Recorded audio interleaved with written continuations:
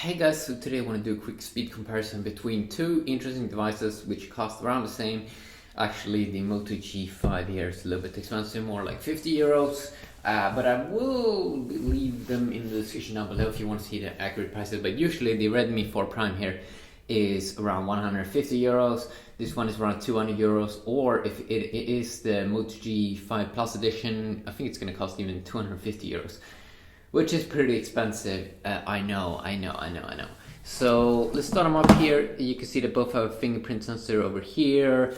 The Moto G5 has it on the front down here. Here you just have capacitive buttons. Okay, let's start. You do have capacitive buttons, or you do have buttons on the G5, but they are built in down here on the display when you start up the phone. Okay.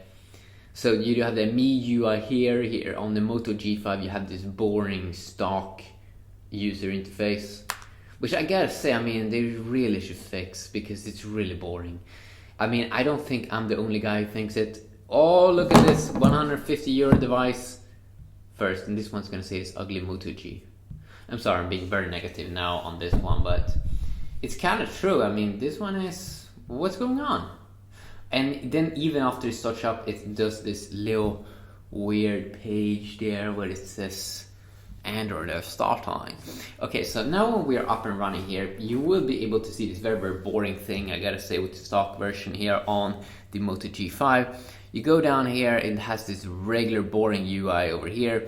Here you do have a little bit more colors. They've actually tried to do their own thing, try not to fully copy the stock version of Android. In here, I mean, what is wrong with these colors? Only like boring gray color or boring green color, I mean, and it's this very ugly robot green. It does provide you with good information about like what's going on here, how much storage, but I like this one here. It's a little bit more colorful, has this effect when you go up and down. If I go to about phone, I can also see this one is running on Android 6.0.1. This one is actually running on Android 7.0, so you're probably going to get some newer software updates. But this one is mostly a Google experience phone versus the Moto G phone here, which has their own kind of apps, their Mi apps, which kind of creates a little bit of a different UI experience that is not 100% Google, which is good. You can see here how folders look. It's pretty similar actually. You don't have oh wait a sec. You do actually have an app drawer here on the Moto G5. You do not get it over here, I'm sorry. But I really enjoy, look at this for example. If I open up the clock here on the Moto app, it just looks so impressive with the UI, so many graphical elements. If I open up the clock here, it's the most boring thing I ever seen in my life. First of all, what is going on with this very boring UI? It's just more boring, okay? Like, okay, they made some improvements, but this one clearly is a little bit more interesting here. And another one, let's open up the calculator and you will be able to see a massive difference. So, calculator here, very cool, slim UI. And it calculates very fast. Oh my god, what is wrong with these colors? Look at this. This is not even a good color. This is not a horrible color match. Like, who thought about having an ugly green color? I mean, that is so bad, okay? And then again, it's just too big buttons. You know, the UI is just better here.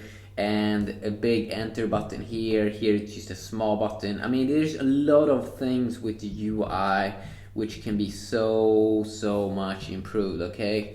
So yeah, I mean, quickly a video, checking it out here side by side. I really do think this one is a good deal for 150 euros. If I open up multitasking here also, it's just better here. I mean, it's a little bit more iOS style. They're a little bit smaller, so it's a little bit easier to get to that menu. Here, it's almost like they're too big menus. But yeah, I mean, quick video, checking that out. And also you do have some small things, like for example, it's going to be harder to unlock this phone because you're going to be at the front side here to unlock this one with your thumb, so it's going to be a little bit less natural.